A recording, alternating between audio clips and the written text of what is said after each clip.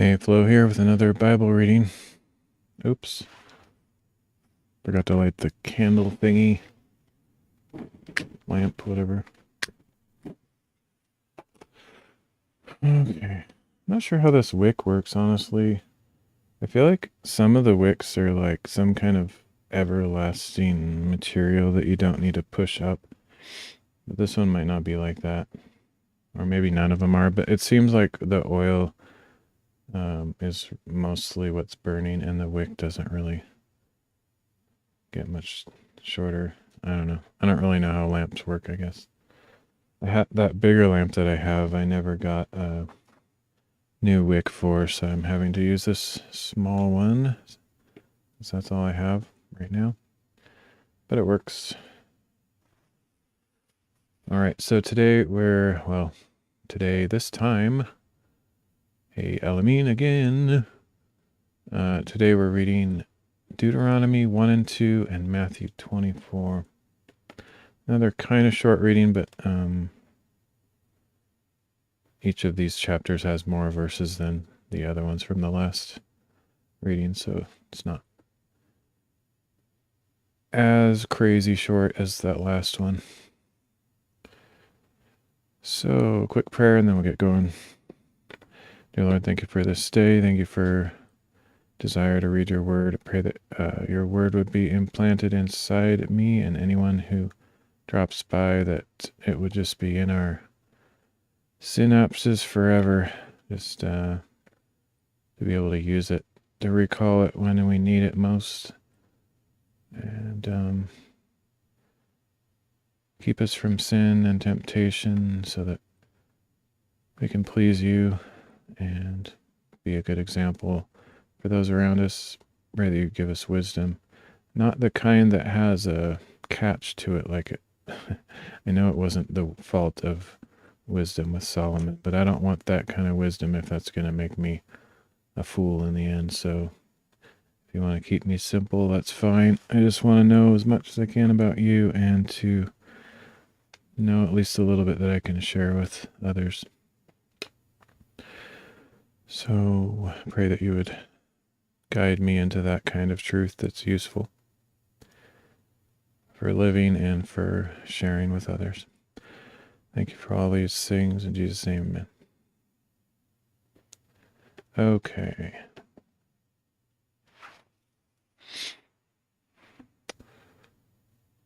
So, starting a new book. I don't know if it just I don't know the history of the Bible that well. I did study it a long time ago, like decades ago. I forgot everything. But anyway, it kind of sometimes feels like the Torah or the Pentateuch, or I don't know. Maybe the Pentateuch is the best word.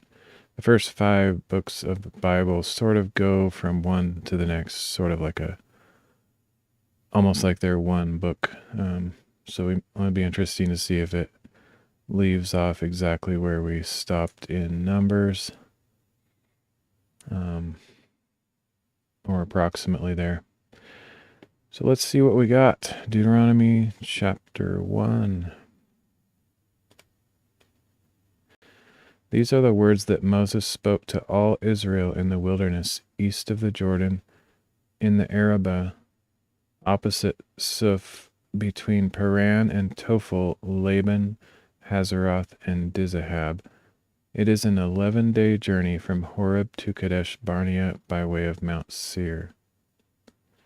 In the 40th year, on the first day of the 11th month, Moses proclaimed to the Israelites all that the Lord had commanded him concerning them. This was after he had defeated Sihon, king of the Amorites, who lived in Heshbon, and then at Edrei had defeated Og, king of Bashan, who lived in Ashtaroth. On the east side of the Jordan in the land of Moab, Moses began to explain this law, saying, "The Lord our God said to us at Horeb, 'You have stayed at this mountain long enough. Resume your journey and go to the hill country of the Amorites. Go to all the neighboring peoples in the Arabah, in the hill country, in the foothills, in the Negev, and along the sea coast, to the land of the Canaanites and to Lebanon, as far as the great river Euphrates. See, I have placed the land before you. Enter and possess the land that the Lord swore he would give to your fathers Abraham, Isaac, and Jacob, and to their descendants after them. At that time I said to you, I cannot carry the burden for you alone. The Lord your God has multiplied you so that today you are as numerous as the stars in the sky. May the Lord, the God of your fathers, increase you 1,000 times over and bless you as he has promised. But how can I bear your troubles, burdens, and disputes all by myself? Choose for yourselves wise, understanding, and respected men from each of your tribes, and I will appoint them as your leaders. And you answered me and said, what you propose to do is good. So I took the leaders of your tribes, wise and respected men, and appointed them as leaders over you, as commanders of thousands, of hundreds, of fifties, and of tens, and as officers for your tribes. At that time I charged your judges, hear the disputes between your brothers, and judge fairly between a man and his brother or a foreign resident. Show no partiality in judging, hear both small and great alike. Do not be intimidated by anyone, for judgment belongs to God. And bring to me any case too difficult for you, and I will hear it. And at that time I commanded you all the things you were to do. And just as the Lord our God had commanded us, we set out from Horeb and went toward the hill country of the Amorites, through all the vast and terrifying wilderness you have seen. When we reached Kadesh Barnea, I said, you have reached the hill country of the Amorites, which the Lord our God is giving us. See, the Lord your God has placed the land before you. Go up and take possession of it as the Lord, the God of your fathers, has told you. Do not be afraid or discouraged. Then all of you approached me and said, let us send men ahead of us to search out the land, and bring us word of what route to follow and which cities to enter. The plan seemed good to me, so I selected 12 men from among you, one from each tribe. They left and went up into the hill country, and came to the valley of Eshcol and spied out the land. They took some of the fruit of the land in their hands, carried it down to us, and brought us word, it is a good land that the Lord our God is giving us. But you were unwilling to go up. You rebelled against the command of the Lord your God. You grumbled in your tents and said, because the Lord hates us, he has brought us out of the land of Egypt to deliver us into the hand of the Amorites to be annihilated. Where can we go? Our brothers have made our hearts melt, saying, the people are larger and taller than we are. The cities are large, with walls up to the heavens. We even saw the descendants of the Anakim there. So I said to you, do not be terrified or afraid of them. The Lord your God, who goes before you, will fight for you, just as you saw him do for you in Egypt. And in the wilderness where the Lord your God carried you, as a man carries his son, all the way by which you traveled until you reached this place. But in spite of all this, you did not trust the Lord your God, who went before you on the journey, in the fire by night, in the cloud by day, to seek out a place for you to camp and to show you the road to travel. When the Lord heard your words, he grew angry and swore an oath, saying, not one of the men of this evil generation shall see the good land I swore to give your fathers, except Caleb son of Jephunneh. He will see it, and I will give him and his descendants the land on which he has set foot, because he followed the Lord wholeheartedly. The Lord was also angry with me on your account, and he said, not even you shall enter the land. Joshua son of Nun, who stands before you, will enter it. Encourage him, for he will enable Israel to inherit the land. And the little ones you said would become captives, your children, who on that day did not know good from evil, will enter the land that I will give them, and they will possess it. But you are to turn back and head for the wilderness along the route to the Red Sea. We have sinned against the Lord, you replied. We will go up and fight as the Lord our God has commanded us. Then each of you put on his weapons of war, thinking it easy to go up into the hill country. But the Lord said to me, Tell them not to go up and fight, for I am not with you to keep you from defeat by your enemies. So I spoke to you, but you would not listen. You rebelled against the command of the Lord and presumptuously went up into the hill country. Then the Amorites who lived in the hills came out against you and chased you like a swarm of bees. They routed you from Seir all the way to Hormah, and you returned and wept before the Lord, but he would not listen to your voice or give ear to you. For this reason you stayed in Kadesh for a long time, a very long time. That's cool. Sometimes it's good for repeat. It's like a summary of all the stuff we just read. Like with some of those sacrifices and things of the law, it's like confusing and hard to read a bunch of times because I don't know, it's just different. But when the stories, trying to remember how things went, gives a summary, it's kind of cool. It's like, I remember reading that stuff. Okay, let's go on to chapter 2. I started the first fire I've had in a long time. It's getting kind of cold. It's actually snowing outside right now. It was like, I think like, let's see, what is today? I don't even know what day it is anymore. It's Thursday already? Well, early Thursday. But anyway, like a couple of days ago, it was like 60 degrees or more outside, super warm. Actually, I think it was like 70 or something Fahrenheit. Super nice. I went on that. That was the day I went on that short walk along the river and did that IRL stream with my Bible reading. That was just like 2 or 3 days ago. Now it's snowing again. Crazy. So I guess winter isn't totally over. But oh well. Anyway, let's go on to chapter 2.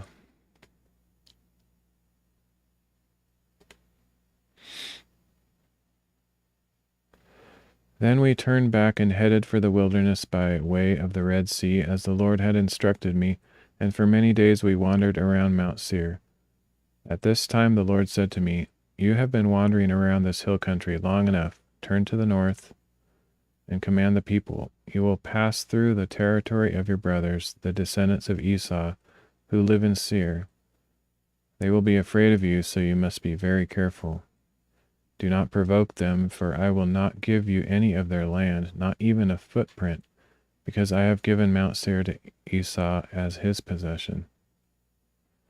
You are to pay them in silver for the food you eat and the water you drink. Indeed, the Lord your God has blessed you in all the work of your hands. He has watched over your journey through this vast wilderness. The Lord your God has been with you these 40 years, and you have lacked nothing. So we passed by our brothers, the descendants of Esau, who live in Seir. We turned away from the Arabah road, which comes up from Elath and Ezion-Geber, and traveled along the road of the wilderness of Moab. Then the Lord said to me, Do not harass the Moabites or provoke them to war, for I will not give you any of their land, because I have given Ar to the descendants of Lot as their possession.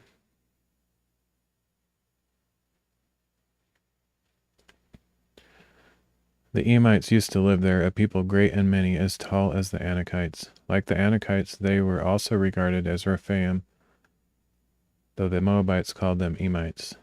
The Horites used to live in Seir, but the descendants of Esau drove them out. They destroyed the Horites from before them and settled in their place, just as Israel did in the land that the Lord gave them as their possession. Now arise and cross over the brook of Zered. So we crossed over the brook of Zered. The time we spent traveling from Kadesh Barnea until we crossed over the brook of Zered was 38 years. Until that entire generation of fighting men had perished from the camp, as the Lord had sworn to them. Indeed, the Lord's hand was against them to eliminate them from the camp until they had all perished. Now when all the fighting men among the people had died, the Lord said to me, Today you are going to cross the border of Moab at Ar.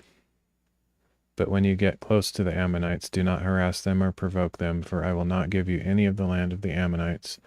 I have given it to the descendants of Lot as their possession.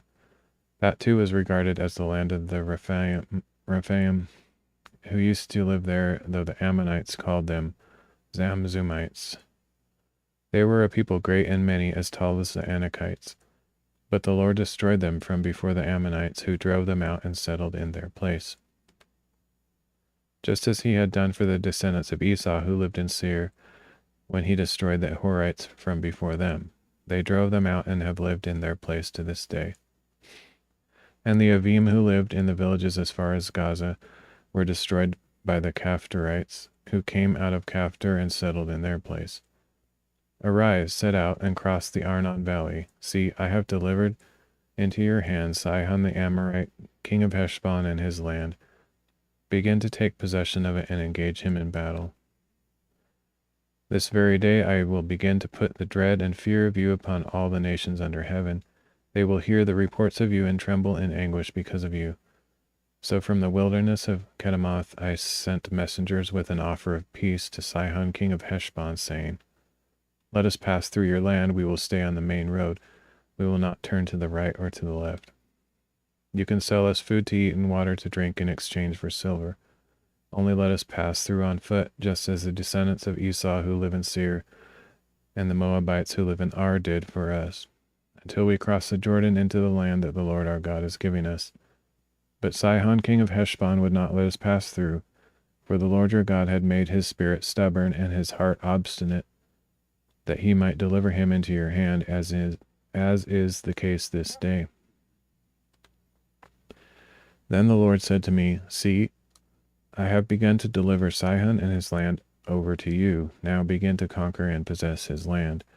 So Sihon and his whole army came out for battle against us at Jahaz, and the Lord our God delivered him over to us, and we defeated him and his sons and his whole army.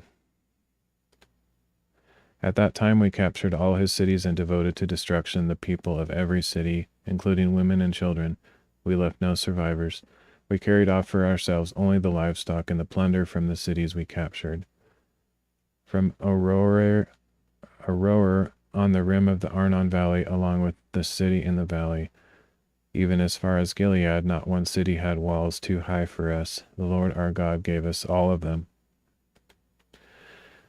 But you did not go near the land of the Ammonites, or the land along the banks of the Jabbok River, or the cities of the hill country, or any place that the Lord our God had forbidden.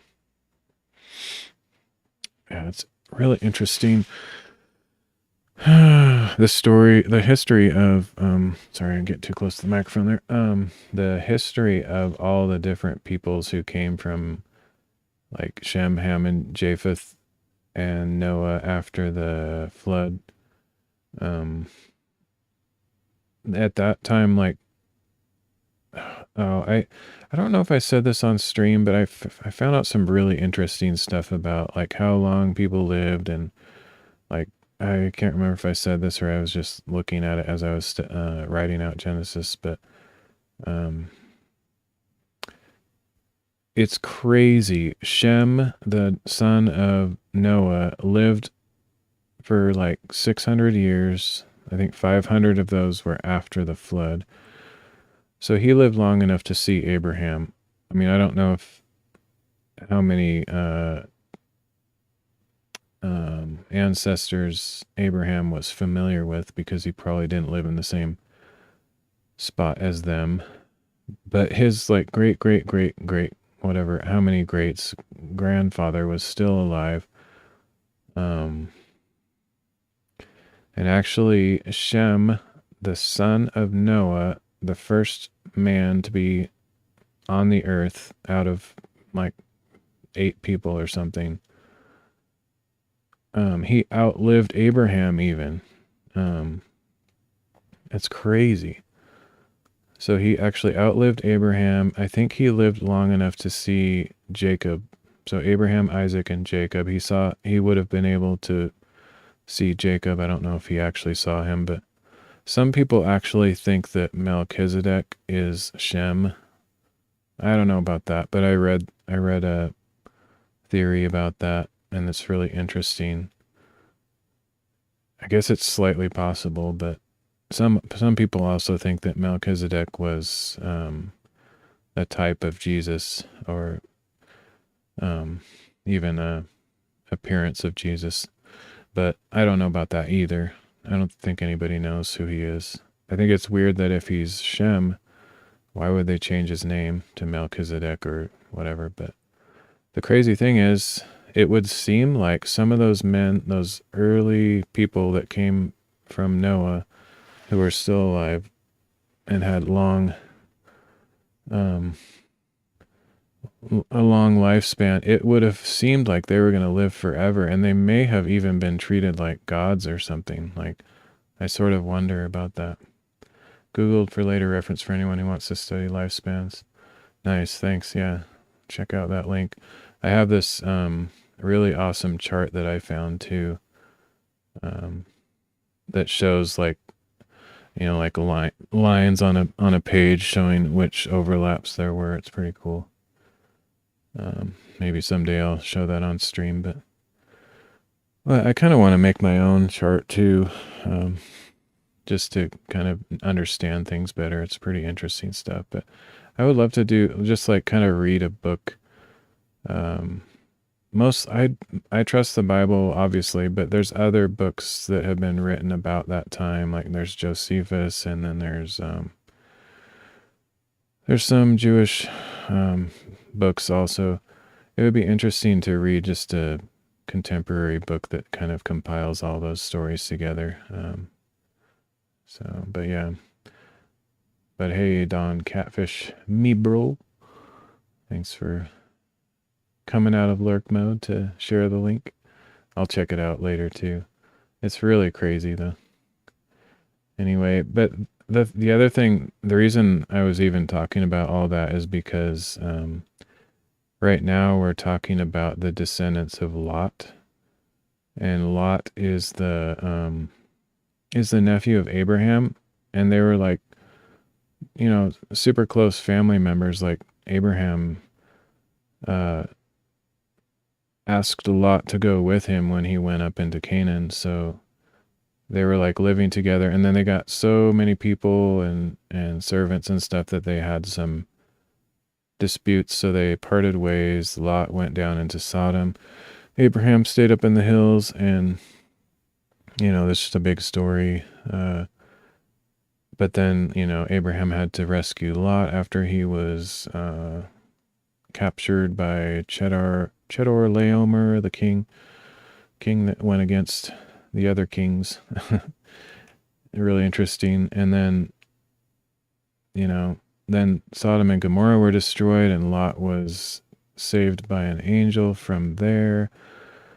Just a crazy story. And then, Lot had children, and I just find it interesting that his children ended up being the enemies of Israel. Like, what a sad story. Like, why did it have to turn out that way? And similarly, Abraham was probably friends with Abimelech, who ended up being a Philistine, and the Philistines were notorious enemies of Israel. So yeah, it's just sad how, like, just after some generations, the relationships just go sour and nobody trusts each other. And, even though they have a genealogy that shows that their people came from the same source not that long ago. I mean, it is hundreds of years, so it's not like it was just yesterday, but still, it's just sad that they know that they're relatives, but they just basically hate each other. But yeah, the Bible is quite fascinating. I don't normally spend that much time thinking about the historical stuff. I kind of just, in the years past, I've just kind of read through this and not really been too curious, but this time I'm kind of more interested in it, mainly because I've spent more time. I'm writing out the Bible, handwriting it out, and so I'm spending a lot of time with each verse because it takes forever to handwrite stuff. And so yeah, I'm just more conscious of the details. Anyway, so that's it for today in Deuteronomy. We just have Matthew chapter 24 to go.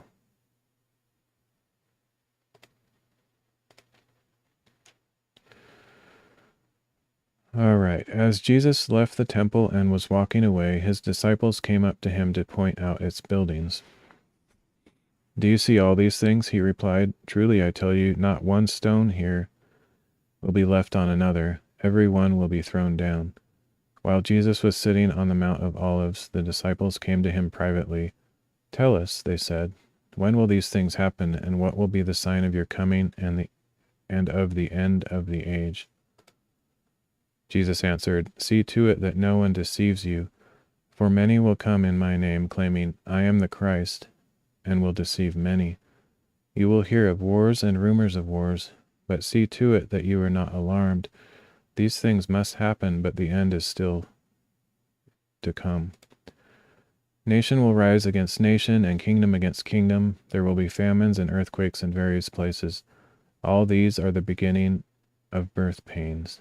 They will deliver you over to be persecuted and killed, and you will be hated by all nations because of my name. At that time many will fall away and will betray and hate one another, and many false prophets will arise and mislead many. Because of the multiplication of wickedness, the love of most will grow cold. I actually wrote a song about that verse. Just a brief interruption, but yeah, we're in that time, and try not to let your love grow cold. It's kind of a thing that I'm noticing is happening already. Okay, verse 13, but the one who perseveres to the end will be saved, and this gospel of the kingdom will be preached in all the world as a testimony to all nations, and then the end will come. So when you see standing in the holy place the abomination of desolation described by the prophet Daniel, let the reader understand. Then let those who are in Judea flee to the mountains. Let no one on the housetop come down to retrieve anything from his house, and let no one in the field return for his cloak. How miserable those days will be for pregnant and nursing mothers. Pray that your flight will not occur in the winter or on the Sabbath, for at that time there will be great tribulation, unmatched from the beginning of the world until now, and never to be seen again. If those days had not been cut short, nobody would be saved. But for the sake of the elect, those days will be cut short. At that time, if anyone says to you, Look, here is the Christ, or there he is, do not believe it. For false Christs and false prophets will appear and perform great signs and wonders that would deceive even the elect, if that were possible. See, I have told you in advance. So if they tell you, There he is in the wilderness, do not go out, or Here he is in the inner rooms, do not believe it. For just as the lightning comes from the east and flashes as far as the west, so will be the coming of the Son of Man. Wherever there's a carcass, there the vultures will gather. Immediately after the tribulation of those days, the sun will be darkened, and the moon will not give its light. The stars will fall from the sky, and the powers of the heavens will be shaken. At that time the sign of the Son of Man will appear in heaven, and all the tribes of the earth will mourn. They will see the Son of Man coming on the clouds of heaven with power and great glory. And he will send out his angels with a loud trumpet call, and they will gather his elect from the four winds, from one end of the heavens to the other. Now learn this lesson from the fig tree. As soon as its branches become tender and sprout leaves, you know that summer is near. So also when you see all these things, you will know that he is near, right at the door. Truly I tell you, this generation will not pass away until all these things have happened. Heaven and earth will pass away, but my words will never pass away. No one knows about that day or hour, not even the angels in heaven, nor the Son, but only the Father. As it was in the days of Noah, so it will be at the coming of the Son of Man. For in the days before the flood, people were eating and drinking, marrying and giving in marriage, up to the day Noah entered the ark. And they were oblivious until the flood came and swept them all away. So will it be at the coming of the Son of Man. 2 men will be in the field, one will be taken and the other left. 2 women will be grinding at the mill, one will be taken and the other left. Therefore keep watch, because you do not know the day on which your Lord will come. But understand this, if the homeowner had known in which watch of the night the thief was coming, he would have kept watch and would not have let his house be broken into. For this reason you also must be ready, because the Son of Man will come at an hour you do not expect. Who then is the faithful and wise servant, whom the master has put in charge of his household to give the others their food at the proper time? Blessed is that servant whose master finds him doing so when he returns. Truly I tell you, he will put him in charge of all his possessions. But suppose that servant is wicked and says in his heart, my master will be away a long time. And he begins to beat his fellow servants and to eat and drink with drunkards. The master of that servant will come on a day he does not expect and at an hour he does not anticipate. Then he will cut him to pieces and assign him a place with the hypocrites, where there will be weeping and gnashing of teeth. Oh, this stuff is rough. I'm not very good with prophecy. I don't claim to understand it. There's been people for hundreds of years, thousands of years even, that have been trying to figure this stuff out. And no, I do not believe anybody has it figured out. And in fact, a lot of the people that try hardest to figure out the prophecies and stuff are the ones that are farthest from the truth. I've watched a lot of people that have spent their whole lives studying, and they're like, they make these prophecies all throughout the years and they end up being wrong every single time, all the time. So I think it's better just to be humble about it and always be watching for the signs and stuff, but don't try to make any claims, because it's actually evil to be a false prophet. There's verses in the Bible that talk about how it's very evil to make prophecies that don't come true.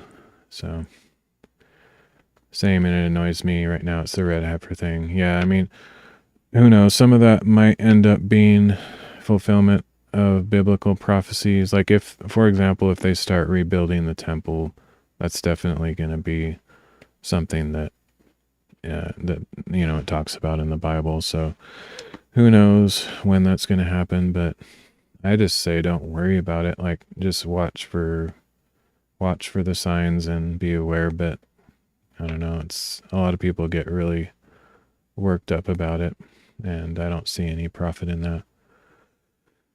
And then they make a bunch of false claims, and then they're just wrong, and then they prove that they're not. I mean, I don't know if everyone who makes a prediction is not from the Lord, but I think it's better just not to attempt that kind of thing. But I think it was in verse 6, Matthew 24. What do you think of the word soon? Yeah, I don't know. Apparently it's not the way we understand soon, because, Jesus was here 2,000 years ago. And it does say, a day is like 1,000 years, and 1,000 years like a day in his way of thinking. The thing that's actually more curious to me that we just read is that this generation will not pass away before all these things have happened, which is weird, because the one thing that definitely did happen in that generation was the destruction of the temple in 70 AD. So that may have been all he was talking about, but the order of which he says that is strange, because in this Matthew passage that we just read, he said it after some of the other things that are kind of, near the end. So I don't know. It's confusing. That's why I don't try to make claims about fully understanding it. I do enjoy studying it, though. I mean, I'll probably do another study. I've done some in the past, but it's been a long time now, and I've kind of forgotten a lot of the details. But anyway, yeah, I think it's just good to have an eye out, and I think the most important thing is to prepare our hearts for the Lord and to live in a way that pleases Him. Something about the leaves or the fruit being ripe, as in maybe something that has not happened yet. Yeah. I don't know. Yeah, I'm not a Bible answer guy at all, so anything that people wonder, I also wonder. I'm not that smart or wise about the stuff either. And like I said, I've heard so many people who think they have it figured out, and then it just doesn't happen like they say. So I'm not going to make any predictions like that because I would become a fool just like them, and I have no interest in pretending to be wise when I'm not in that case, you know. It's just pointless. It's like most people that, I don't know, the ones that I've seen that try to make predictions often have other issues in their ministry, like corruption with money and stuff like that. So, you know, sometimes those problems go hand in hand. So I just try to stay away from it. But I don't think it's wise to just ignore the prophecies. Like, I think we should be very well aware of them and to study them for ourselves, but just careful not to make specific predictions. But anyway, that's what I think about it. So yeah, that's all for this reading. I'll probably head out. I might do one more. I don't know. It's like 3 a.m. I'm not tired though, but sometimes right after I end the stream, I just get a wave of tiredness and I feel like I should probably sleep, but we'll see. Anyway, I'm also wanting to do some more Bible writing. I said that yesterday before going to bed and I ended up not writing, so maybe I'll do that tonight. I did, let's see, how many readings did I do today? Just 2, I think. I think I'm all caught up, so that's good. And then maybe tomorrow I'll do more. Like now that I have my OBS studio scenes all set up, I can just kind of do a bunch of streams without spending too much time preparing. So anyway, appreciate all you guys. Thanks for the follow, Don. Appreciate that. Pray blessing on both of you guys. Thanks, Ordaf, for dropping by again. But yeah, I will see you all next time. I'll probably stream again tomorrow, probably multiple times. But anyway, see you around.